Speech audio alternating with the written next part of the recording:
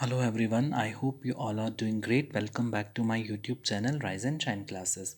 In my previous video, I had explained BPCC 134 complete book, statistical method and psychological research. On that,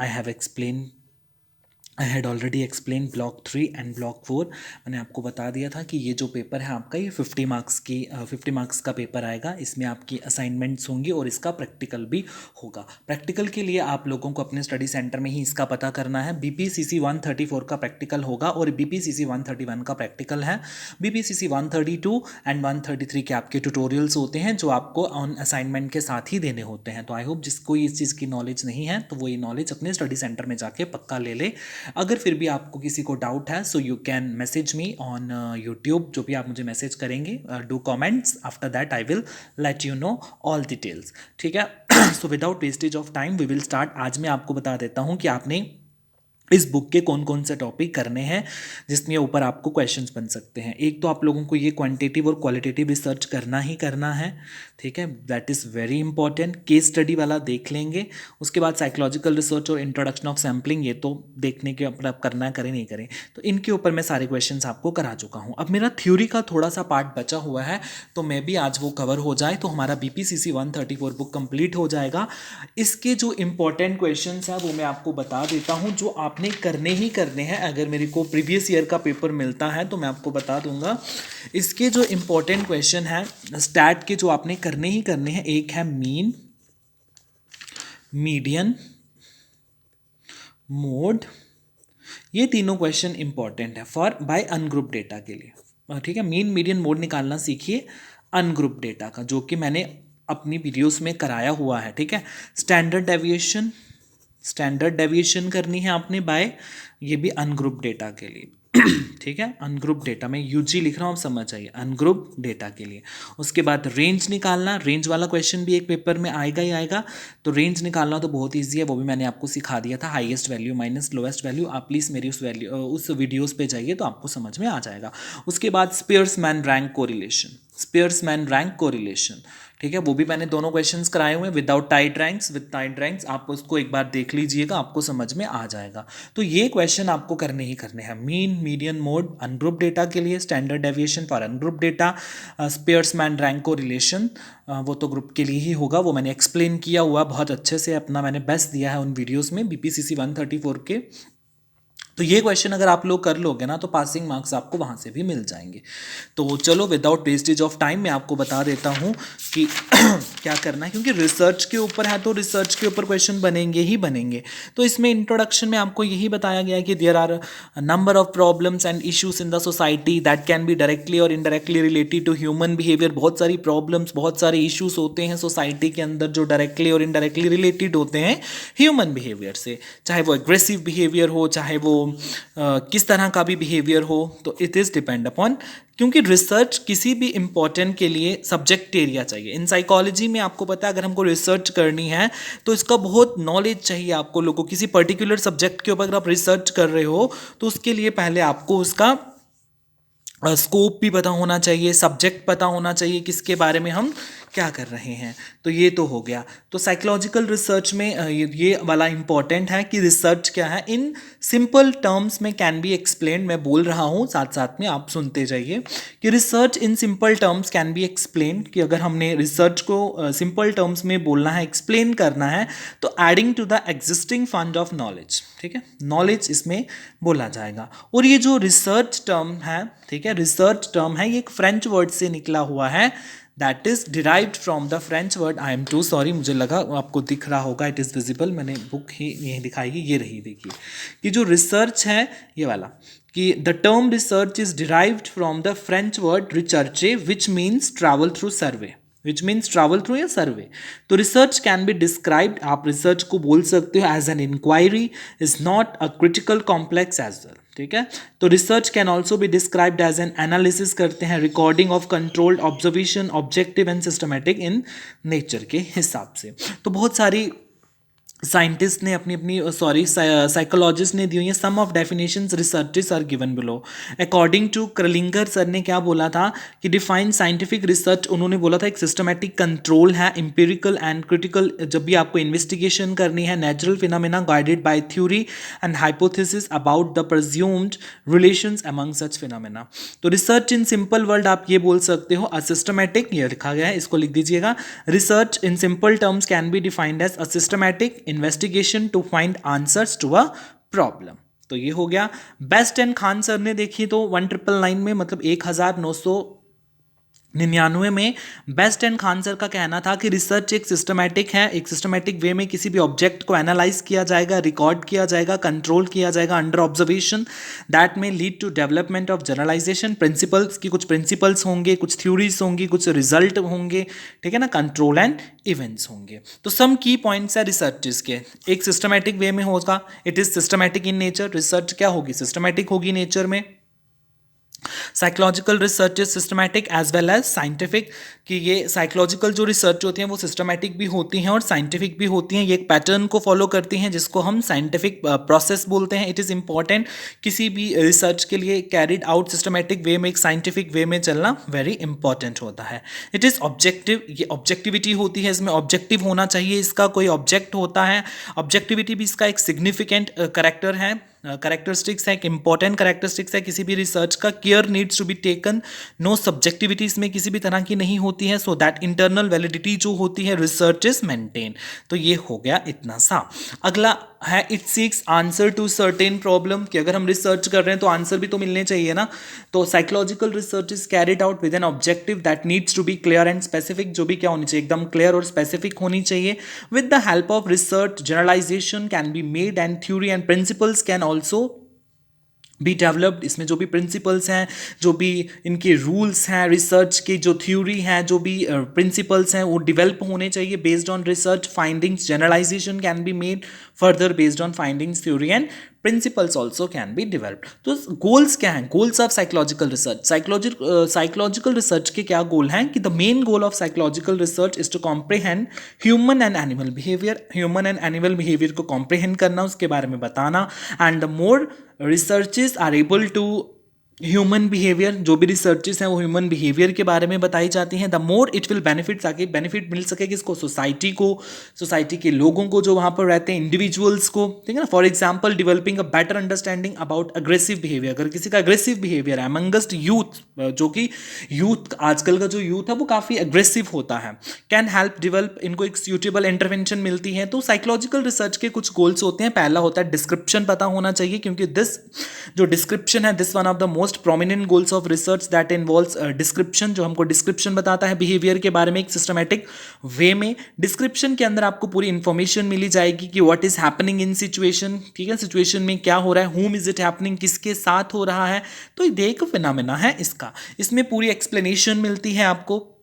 explanation क्या हो गया कि the mainly involves explaining by certain behaviour को explain किया जाएगा, चाहे वो एम्प्लॉयज़ के बीच में हो, चाहे वो किसी के भी बीच में हो, मतलब एक एक्सप्लेनेशन होती है। अगर कोई रिसर्च कर रहा है तो उसमें आपको एक्सप्लेनेशन भी मिलेगी। प्रिडिक्शन होती है, प्रिडिक्शन का मतलब होता है पहले से प्रिडिक्ट कर देना। Yet another goal of psychological research is prediction, prediction भी एक साइकोलॉजिकल का क्या है, गोल है, बेस्ड ऑन रिसर्च के ऊपर बेस्ड है ये। Predictions can be made about the behaviour, जो प्रिडिक्शंस है वो क्या होंगी, बिहेवियर अंडर स्टडी आएंगी। In prediction you can say that कि the factors that make correlated या रिलेटेड हो, दूसरे से रिलेटेड होंगे, एक सर्टन वे में उनको आइडेंटिफाई किया जाएगा। क्योंकि जो predictions are made with regard why employees are not using safety devices, है ना, based on previous research information. तो ये हो गया। अगला है हमारा कंट्रोल। कंट्रोल क्या होता है, control is also an objective, control भी एक ऑब्जेक्टिव है रिसर्च का, जो बताया जाता है चेंज इन बिहेवियर आ रहा है, सूटेबल इंटरवेंशन, जो भी उनकी स्ट्रैटेजीज होती हैं। क्योंकि एक सूटेबल इंटरवेंशन स्ट्रैटेजी वही होती है जो क्या डेवलप कर सके, promote use of safety devices दे सके, दैट इज कॉल्ड कंट्रोल। अगला है एप्लीकेशन। एप्लीकेशन में क्या होता है, can be drawn based on the basis of obtain by carrying research, कि इसमें जो भी इंटरफ्रेंसेस होते हैं, क्या रिजल्ट उनको मिल रहे हैं, ऑब्टेन हो रहे हैं। Can be applied problem solving, यहाँ पे लोगों की प्रॉब्लम सॉल्व की जाएगी, as well as decision making. I hope आपको समझ में आ गया होगा। गोल्स ऑफ आप में इतना ही लिखिए, प्रिंसिपल ऑफ साइकोलॉजिकल रिसर्च भी मैं थोड़ा बहुत बता ही देता हूं, क्योंकि प्रिंसिपल्स ऑफ साइकोलॉजिकल रिसर्च क्या है, एक गुड साइकोलॉजिकल रिसर्च क्या होती है, एक सिस्टमैटिक वे में होती है, एक साइंटिफिक मैनर में होती है, क्योंकि it also needs to be valid, ये वैलिड होनी चाहिए एज वेल एज वेरीफाइएबल होना चाहिए। अ गुड साइकोलॉजिकल रिसर्च, एक जो अच्छी साइकोलॉजिकल रिसर्च होती है, नीड्स टू बी लॉजिकल, ठीक है, वो लॉजिक होना चाहिए उसमें कोई, as well as it should be possible to make generalisations या development theories and principle based on outcomes, जो भी उसके आउटकम्स हैं। तो आई होप ये आपको समझ में आया होगा and it is visible to all of you. अगले कुछ प्रिंसिपल्स आपको बताए गए हैं, तो ये आप पढ़ लीजिएगा। पहला प्रिंसिपल क्या है कि the purpose and objective of the research, की जो पर्पस है इसका, needs to be stated in clarity, in clear and specific manner, कि जो भी इस रिसर्च का पर्पस है, ऑब्जेक्टिव है, वो क्या होना चाहिए, एकदम क्लियर होना चाहिए, ठीक है। अगला है in order to ensure objectivity the research procedure needs to be pre planned adequately, एक प्लान से चलना पड़ता है, कोई भी रिसर्च करनी होगी तो उसके लिए पहले प्लान करना पड़ता है, बहुत सारी चीज़ों को देखकर चलना पड़ता है। Research design need to be appropriately selected based on the purpose, उसका पर्पस क्या है रिसर्च होने का, कोई तो पर्पस होगा तभी तो हम कर रहे हैं रिसर्च, तो उसके पर्पस के बारे में अच्छे से क्लैरिटी होनी चाहिए, वैलिडिटी मिलनी चाहिए। Appropriate tools need to use for data analysis, अगर कोई भी डेटा हमको मिल रहा है तो उसको एनालाइज कैसे करना है इन साइकोलॉजिकल रिसर्च, ये भी इसका बहुत इंपॉर्टेंट प्रिंसिपल है। तो ये हो गया, आपको ये करना है, ये मोस्ट इंपॉर्टेंट है। मैंने कर दिया अपने हिसाब से एक्सप्लेन, जैसा मुझे आ रहा था या जैसा मुझे समझ में आ रहा था, क्योंकि अभी टाइम बहुत कम है, तो जो मेरे से हेल्प बननी पड़ेगी तो definitely I will do that for you people। अगला है deductive and inductive methods. I hope it is visible to you. 11 minute का वीडियो हो गया, तो 20-25 मिनट का ही कर लेते हैं, तो आज ये बुक खत्म ही कर लेते हैं। डिडक्टिव मेथड क्या होता है? Deductive method is also termed as, जो डिडक्टिव मेथड होता है उसको हम टॉप डाउन अप्रोच बोलते हैं ऑफ मेथड एक्सप्लेनेशन और verification. It is mainly involve testing of a theory, ये थ्योरी को टेस्टिंग करने के लिए यूज़ किया जाता है बेस्ड ऑन थ्योरी, जैसे हाइपोथेसिस आर फॉर्मुलेटेड। हाइपोथेसिस मैंने शायद आपको बताया भी था, जो इमेजिनेशंस होती हैं, टेस्टेड मतलब एक तुक्का आप बोल सकते हो, क्योंकि हमको एग्जैक्टली नहीं पता होता, तो हाइपोथेसिस उसी को बोलते हैं। The focus of this method, इस मेथड का फोकस क्या होता है? रिलेशनशिप बताना वेरिएबल्स के बीच में। और डिडक्टिव मेथड जो है mainly rely on the quantitative, ये क्वांटिटी अप्रोच को रिलाई करता है। इसकी जो सिचुएशंस होती हैं, क्वालिटेटिव अप्रोच में ऑल्सो भी employed. Deductive method is more structured, ये बहुत स्ट्रक्चर्ड होता है, क्लियर इमेज आपको देता है। मोर स्ट्रक्चर्ड का मतलब as there is clear and specific aim, इसका कोई एक स्पेसिफिक एम होता है, एक क्लियर पिक्चर ये हमको दिखा देता है। इसमें लेस टाइम फैसिलिटेट होता है, आगे आपको इसके बारे में पूरा बताया गया है, तो ये क्वेश्चन आप कर लें, डिडक्टिव और इंडक्टिव। डिडक्टिव में क्या होता है? मेन फोकस टेस्टिंग और थ्योरी में किया जाता है। टॉप डाउन अप्रोच अडॉप्ट करता है ये। लार्ज सैंपल इसमें बहुत सारे होते हैं, taken order and facilitate to generalise finding. More structured होता है और लेस टाइम कंज्यूम्ड होता है। मोर स्ट्रक्चर मैंने आपको बता दिया था।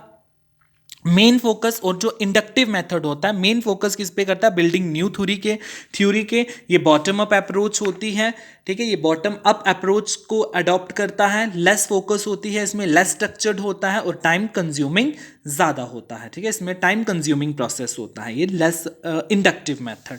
तो इंडक्टिव मेथड भी हो गया। हाइपोथेसिस आप लोग देख लीजिएगा, हाइपोथेसिस मुझे नहीं लगता आ सकता है पेपर में, लेकिन अगर आ भी गया तो आपने यही बताना है हाइपोथेसिस क्या होती है। हाइपोथेसिस तो हमने पढ़ लिया है, क्योंकि हाइपोथेसिस की आगे टाइप्स होती हैं, टाइप्स ऑफ हाइपोथेसिस।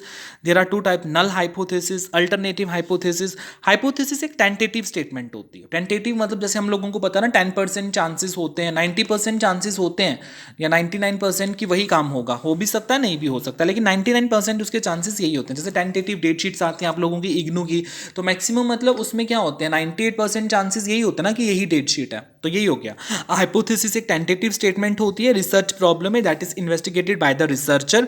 और क्रलिंगर के हिसाब से मैंने हाइपोथेसिस क्या होती है कि ये एक स्टेटमेंट होती है रिलेशन बिटवीन 2 और मोर वेरिएबल्स के बीच में। Hypothesis also need formulated in clear, चाहती है ये भी फॉर्मुलेट करती है चीज़ों को। नल हाइपोथेसिस और अल्टरनेट हाइपोथेसिस क्या होती हैं, ये आप एक लोग पढ़ लीजिएगा, या मैं बता ही देता हूँ, मैं बता ही देता हूँ। नल हाइपोथेसिस क्या होती है कि जो भी रिसर्चर फाइनलाइज करते हैं रिसर्च के अंदर, चाहे वो कोई टॉपिक है, वेरिएबल्स है, ठीक है ना, he she will have to formulate hypothesis, उसको अपने आप से सोचकर चलना पड़ता है कोई भी प्रॉब्लम स्टेटमेंट को लेके। नल हाइपोथेसिस क्या रेफर करती है, क्या बताती है? नो डिफरेंस, इसमें किसी भी तरह का डिफरेंस नहीं होता है। नल हाइपोथेसिस बताती है आपको, implies that there no difference between 2 groups, 2 groups में किसी भी तरह तरह का डिफरेंस यहाँ पर देखने को नहीं मिलता है, that is called null hypothesis. Let's coming to the alternative hypothesis. Alternative hypothesis can be termed as a counter proposition, आप इसको बोल सकते हो। It is formulated by researcher based on a theory, ये थ्योरी के ऊपर बेस्ड होती है। ये जो हाइपोथेसिस है अल्टरनेटिव, ये क्या बताती है कि there is a significant difference between two groups. इसमें बहुत सारे डिफरेंस होते हैं टू ग्रुप्स के बीच में, जैसे पब्लिक बैंक में, ठीक है। तो ये हो गया हमारा ये हाइपोथेसिस टेस्टिंग, आप लोग देख लीजिएगा। तो हो गया ये हमारा कंप्लीट यूनिट, इसमें आप इतना ही कीजिएगा। सैम्पलिंग तो पता ही है कि सैम्पल्स कैसे इकट्ठे किए जाते हैं, तो छोड़ दीजिएगा। इसमें क्वांटिटेटिव और क्वालिटेटिव इंपॉर्टेंट है। क्वांटिटेटिव रिसर्च पे आपने क्वेश्चन आता ही आता है, क्वांटिटेटिव और क्वालिटेटिव आपने पढ़ना ही पढ़ना है, ठीक है। तो क्वांटिटेटिव और क्वालिटेटिव आप लोग पढ़ लीजिएगा खुद ही। तो अगर मुझे, चलो मैं थोड़ा बता ही देता हूँ क्वांटिटेटिव रिसर्च के, अभी 15 मिनट का वीडियो ही हुआ है तो थोड़ा लेंदी कर ही देते हैं इसको। क्वांटिटेटिव रिसर्च क्या होती है कि क्वांटिटेटिव रिसर्च डील्स करती है ऑब्जेक्टिव मेजरमेंट को एंड इंक्लूड स्टैट, इसमें इंक्लूड होता है न्यूमेरिकल एनालिसिस होते हैं, कलेक्टेड थ्रू पोल से होता है, जो क्वेश्चनरी से होगा या सर्वे से होगा। ये क्या मैनिपुलेट करता है, कंट्रोल्ड इन क्वांटिटेटिव रिसर्च बेसिकली मैनिपुलेट करता है, इफेक्ट रिलेशनशिप बताता है। क्वांटिटेटिव रिसर्च मतलब डील्स विद नंबर्स, आप ये बोल सकते हो कि क्वांटिटेटिव रिसर्च क्या होती है, जो नंबर के साथ डील करती है, ठीक है। तो ये हो गया आपका क्वांटिटेटिव। और कुछ क्वांटिटेटिव के कैरेक्टरिस्टिक्स होते हैं, क्वांटिटेटिव रिसर्च के क्या कैरेक्टरिस्टिक्स होते हैं, क्या फीचर्स होते हैं।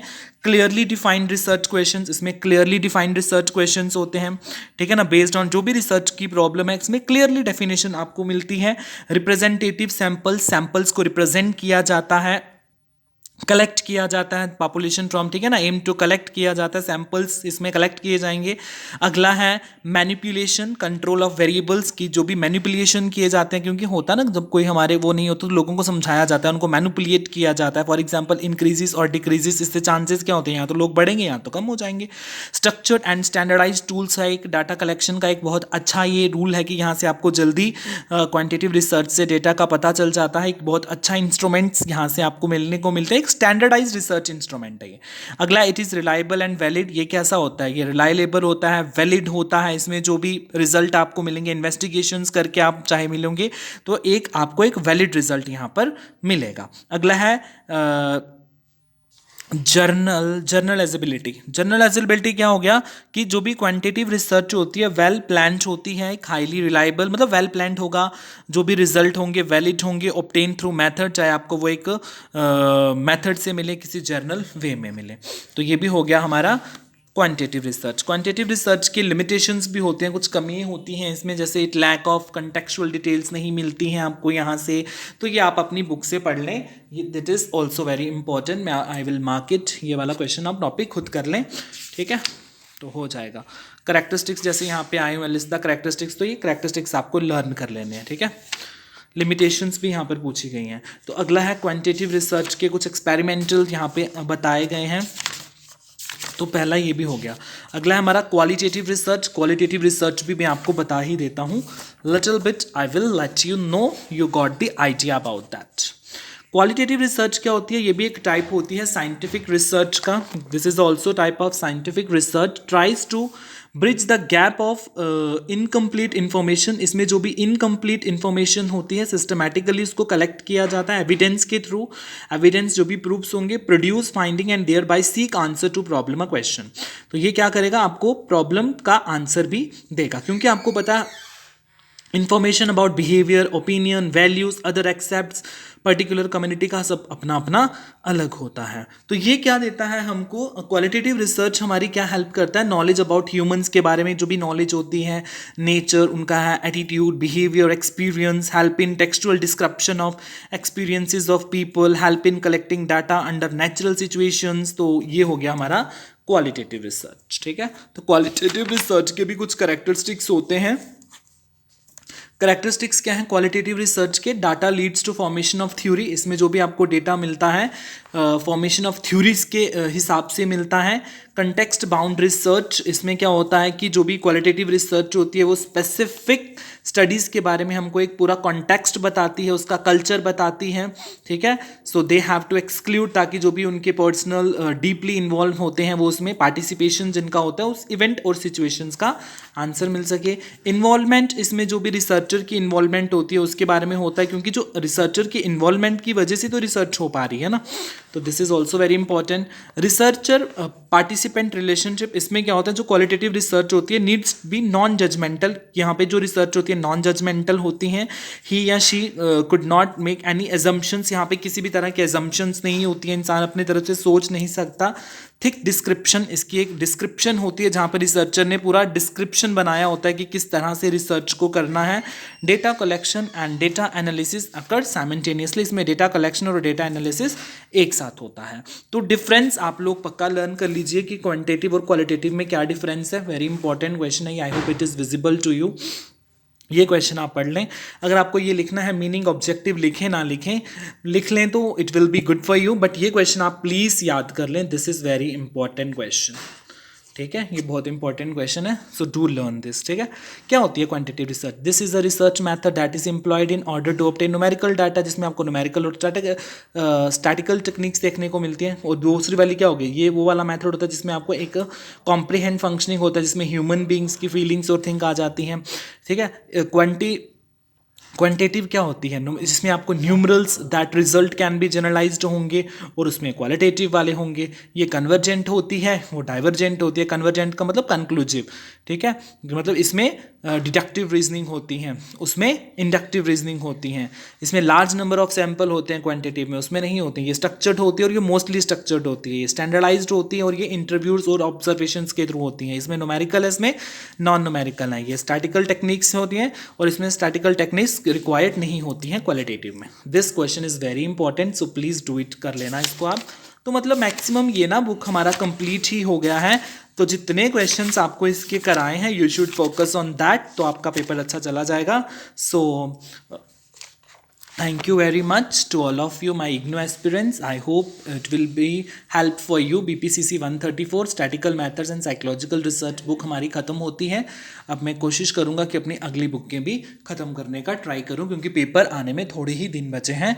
तो आई होप ये वीडियोस आपको हेल्प करें। Thank you.